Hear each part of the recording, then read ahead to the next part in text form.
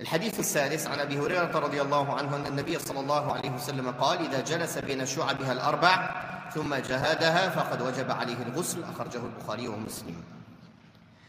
C'est un hadith aussi lié à la purification. Rapport d'Abu Huraira radiallahu anhu qu'il a dit, le prophète sallallahu alayhi wa sallam a dit: quand l'homme se met entre les quatre membres de sa femme, puis la pénètre, il doit obligatoirement faire ses grandes ablutions, rapportées par le Bukhari et Muslim. Ce hadith parle de l'obligation des grandes ablutions quand un homme a fait l'acte avec sa femme, même s'il n'a pas éjaculé. C'est-à-dire, si son membre, le bout de son membre a pénétré la femme, il est obligé de faire les grandes ablutions, et lui et elle. Car il y avait auparavant des hadiths qui disaient « al-ma'u min al-ma'», c'est-à-dire on se lave que quand il y a eu du sperme, l'éjaculation. Mais ils ont été abrogés par ce hadith.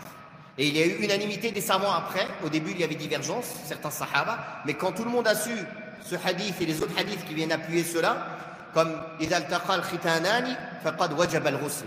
Si les deux lieux de circoncision se rencontrent, le ghusl est obligatoire.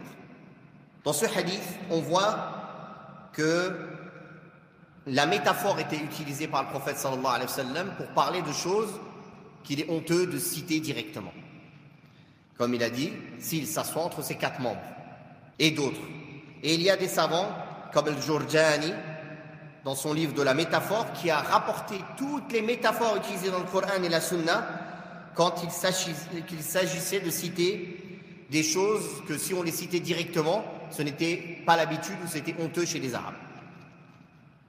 Et il y a dans ce hadith la preuve de l'unanimité aussi, qui est rapportée avec d'autres hadiths, sur l'obligation de faire ces grandes ablutions quand on a eu un rapport avec son épouse et quand il y a toutes les autres causes aussi de faire les grandes ablutions, comme une personne qui entre en islam, comme une personne qui a fait un rêve et qui a éjaculé, qui a trouvé le matin son drap mouillé, ou toutes les autres causes obligatoires des grandes ablutions. Wallahu ta'ala a'la wa a'lam wa sallallahu ala Muhammadin wa ala alihi wa sahbihi wa sallam walhamdulillahi rabbil alamin.